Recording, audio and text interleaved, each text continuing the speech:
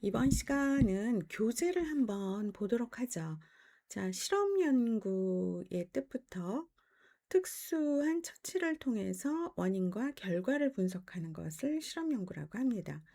첫 번째는 몇 개의 집단으로 할 것인지, 또 집단의 사이즈, 그러니까 집단의 크기라고 하는 것은 예를 들면 간헐적 측면에서의 그 표본의 수죠. 몇 명으로 할 것인지, 그다음에 만약 표본 집단으로 실험하려면 그 표본을 어떻게 만들 것인지를 설정을 해야 돼요.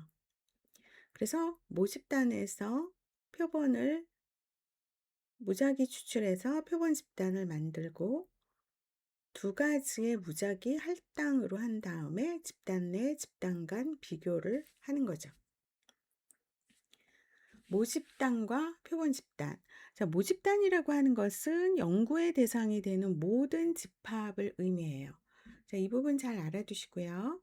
만약 선거를 할 때 어떤 사람의 당선 유무를 알기 위해서 유권자 한 사람 한 사람 다 만나고 다녀야 하는데, 이때 투표권자 전체를 이제 모집단이라고 하죠. 이런 모집단을 전체적으로 조사하는 방법을 전수조사라고 합니다. 대표적인 전수조사가 우리나라가 5년에 한 번씩 하는 센서스가 있어요. 하지만 전수조사는 정확성은 있어요. 그렇지만 시간과 비용이 많이 드는 단점이 있죠. 만약 뇌졸중 환자에 대해서 조사를 한다면 전 세계 뇌졸중 환자를 전부 조사해야 하겠죠. 이 방법은 불가능합니다. 하지만 우리 대학 1학년 학생의 인식도 조사를 연구한다면 시간과 비용이 들어가겠지만 충분히 가능한 것이죠. 이렇게 모집단이 국한적인 것을 유한 모집단이라고 하고, 뇌졸중과 같이 전 세계를 조사하는 것, 이거는 이제 무한 모집단, 그러니까 끝이 없다라는 거죠. 두 번째, 이제 표본 집단, 샘플 그룹, 모집단의 하나의 부분이에요. 대통령 선거에서 전수조사는 개표가 끝나야 알 수 있기에 시간이 많이 걸립니다. 이때 출구조사의 조사에 응한 집단은 모집단 안에 속하는 표본 집단이죠. 그래서 표본은 통계적 처리를 위해서 모집단에서 실제로 추출한 관측치나 측정치들의 집합을 말해요. 하지만 만약 부산 지역 고등학생 1학년 학생의 수학 시험의 평균을 조사하려고 하면 모든 고등학교 1학년생을 조사하면 되지만, 표본을 정해서 표본의 평균을 통해 모집단의 수학 평균을 추정하려고 합니다. 부산 지역 고등학교가 전체 10군데이고 10군데에서 학생을 무작위로 30명씩 뽑아 300명의 수학시험 평균을 나타냈다고 한다면 이거는 아주 좋은 표본 집단이 되지만, 만약 국소적인 두 개 학교에서 50명씩 100명을 조사한다면 앞의 연구 결과보다 신뢰가 많이 낮아짐을 알 수가 있습니다. 이렇듯 표본 집단은 모집단의 일부이지만 대표성을 가져야 돼요. 대표성. 그래서 대표성 있는 표본의 측정치를 가지고 모집단을 추정하고 유추할 수 있고, 그래서 전수조사를 하지 않아도 오차를 많이 줄일 수 있다라는 거죠. 자, 표본 집단은 모집단을 대표하는 집단이어야 합니다. 그래서 연구의 신뢰성을 올리고 오류를 줄일 수 있다. 즉, 모집단을 대표하는 대표성이 있어야 한다라는 것. 그래서 표본 집단이 모집단의 대표성을 지니기 위해서는 첫째, 정규 분포를 이루어야 해요. 표본 집단이 정규 분포를 이루는지를 검증하기 위해서 정규성 검증을 합니다. 근데 일반적으로 표본의 크기가 커질수록 정규 분포를 이루고 대표성이 높고 모집단의 유사성이 높아집니다. 둘째, 표본 집단이 모집단의 대표성을 가지기 위해서 모집단에서 표본 추출이 아주 중요하죠. 자, 표본 추출을 이제 표집이라고 하는데 모집단으로부터 표본을 뽑는 샘플링하는 과정을 말해요. 즉, 표본을 만드는 과정이라 할 수 있고 연구에 있어서 매우 중요한 부분을 차지합니다. 표본이 대표성을 지니기 위해서는 표본 추출 시에 이제 무작위, 이것을 다른 말로 이제 무선적이라고 하는데, 이러한 그 무작위 추출하는 방법이 가장 바람직합니다. 표본이 대표성을 지니기 위해서는 무작위로 추출을 해야 된다. 다시 설명하면 모집단의 구성원이 모두 동일하게 추출될 기회를 가지고 있고 누구나 실험에 참여할 수 있다는 의미죠. 그래서 예를 들면 1학년 학생의 성적을 알아보고자 할 때 이때 표본 추출은 내가 아는 사람이라고 해서 뽑는 것이 아니에요. 누구나 뽑힐 수 있도록 누구에게 개방되어야 한다는 거죠. 또한 누가 선택을 받을지 사전에 알지 못해야 하고 이러한 방법을 무작위 추출이라고 하죠. 그래서 보통 보자기에 공 뽑는 방법을 많이 사용합니다. 어떤 공이 뽑힐지 모르는 거죠. 손을 놓고. 이러한 표본 추출 방법은 확률 방법과 비확률로 나누어져 있어요. 확률은 모집단의 모든 대상자들이 표본으로 선택할 확률이 동일한 방법으로 무작위 표본 추출하는 방식이에요. 그래서 객관성을 유지하죠. 비확률은 자, 연구자가 개입을 해요. 그래서 몇 번째 사람, 몇째 줄의 학생 등의 방법으로 추출을 해서 표본에 추출될 확률이 객관적으로 나타낼 수 없는 표본 추출 방법으로 신뢰도나 표본 오차를 나타낼 수는 없습니다. 자, 실험 연구 같은 경우에는 주로 확률 표본 추출 방식을 선택을 하죠. 확률 표본 추출의 첫 번째가 단순 무선이라고 하는데 이건 단순 무작위예요. 단순 무작위 표본 추출은 모집단이 1, 2, 3, 4 뭐 해서 만약 N개가 있다고 하면은 한 N개가 한 50명이라고 해봐요. 그러면은 이거를 단순 무작위 표본 추출을 해서 2번, 5번, 4번, 8번 뭐 예를 들면 뭐 10번 아니면 뭐 11번도 될 수 있고 15번도 그 공으로 추출이 될 수가 있죠. 그 다음에 체계적 표본 추출이 있어요. 체계적 표본 추출은 1학년 학생의 N번째 학생이에요. 그러니까 환자의 경우는 차트 번호, 주민번호, 수술 날짜, 진료 날짜 등으로 뽑는 것을 말합니다. 그 모집단에서 체계적 표본 추출을 하려면 자기가 정하면 되죠. 뭐 뒷번호가 3인 학생. 예를 들면 뭐 13?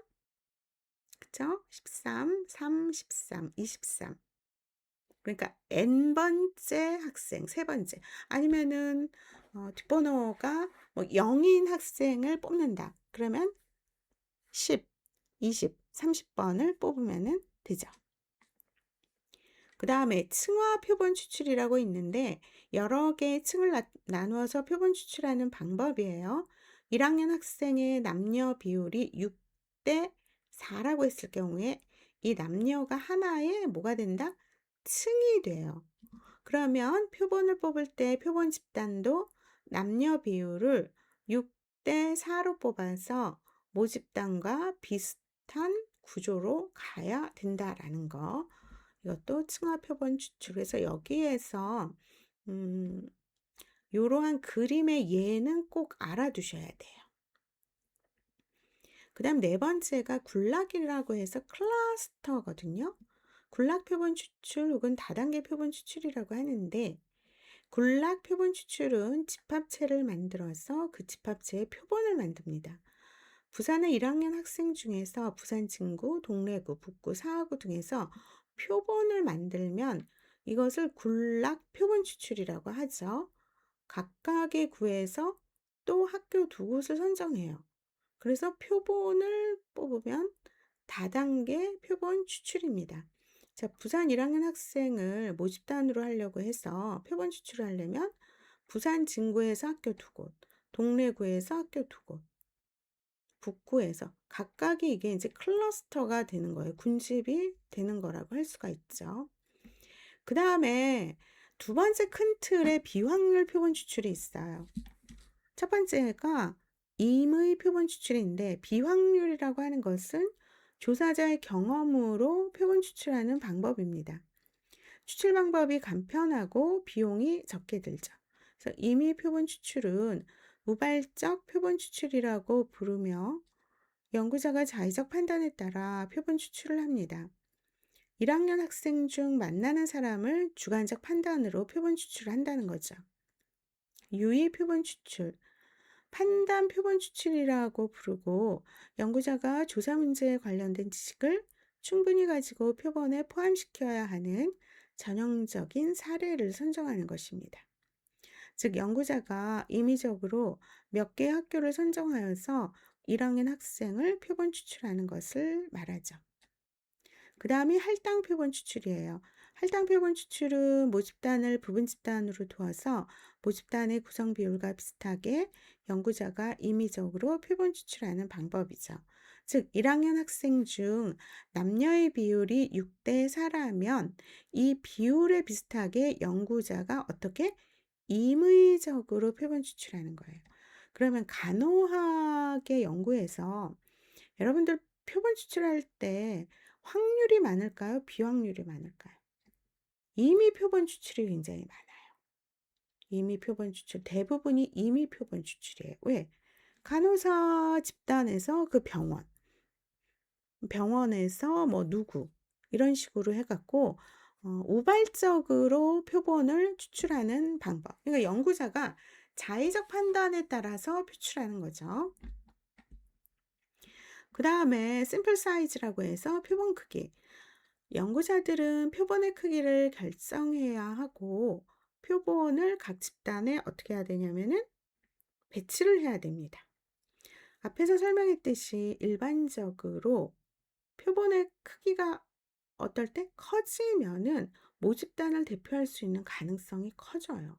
즉, 표본의 크기가 커지면 표본의 오차가 감소하고 정규 분포를 따른다고 할 수가 있죠.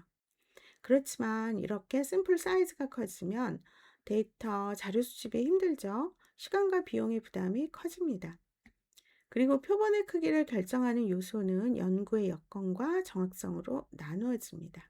첫째, 연구의 여건은 연구 가능한 인적, 물적 자원의 한계와 비용, 계획 등 환경적인 요인을 말하고, 둘째, 정확성은 표본 오차 등 신뢰성을 확보하는 통계학적 기준을 말합니다.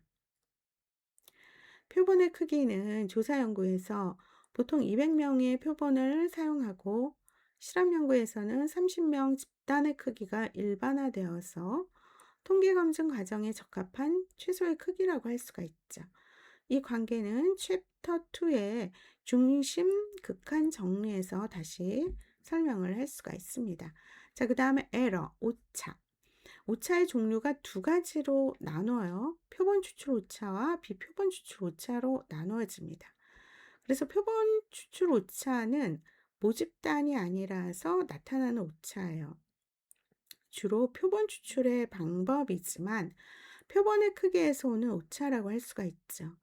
표본 추출을 아무리 잘해도 모집단과 정확히 일치되는 표본은 없습니다. 표본 추출 시 오차가 일어나서 모집단의 자료와 표본의 자료가 다소 다르다는 것이죠. 비표본 추출 오차는 표본 추출을 제외한 측정 도구 결함이나 연구 과정에서 오는 오차인데, 비표본 추출 오차는 아무리 센서스 같은 전수조사를 해도 오차를 줄일 수 있는 것이 아니에요. 그 이유는 연구 과정과 측정 도구 등에서 오는 오차의 종류를 생각하지 않아서 생기는 오류를 말합니다. 그래서 오류를 줄일 수 있는 방법은 표본이 대표성을 확보할 수 있는 추출 방법을 사용하고, 신뢰 수준을 유지할 수 있는 표본의 크기를 확보하면서 측정 도구는 신뢰성과 타당성을 확보하고, 연구 과정에서는 통제와 관리를 통해서 오차를 줄일 수 있습니다. 그 다음에 사전조사. 사전조사는 본 실험을 실시하기 전 적은 표본으로 미리 실시하여 실험의 문제점과 보완점을 찾아 실험에서 보완해야 합니다.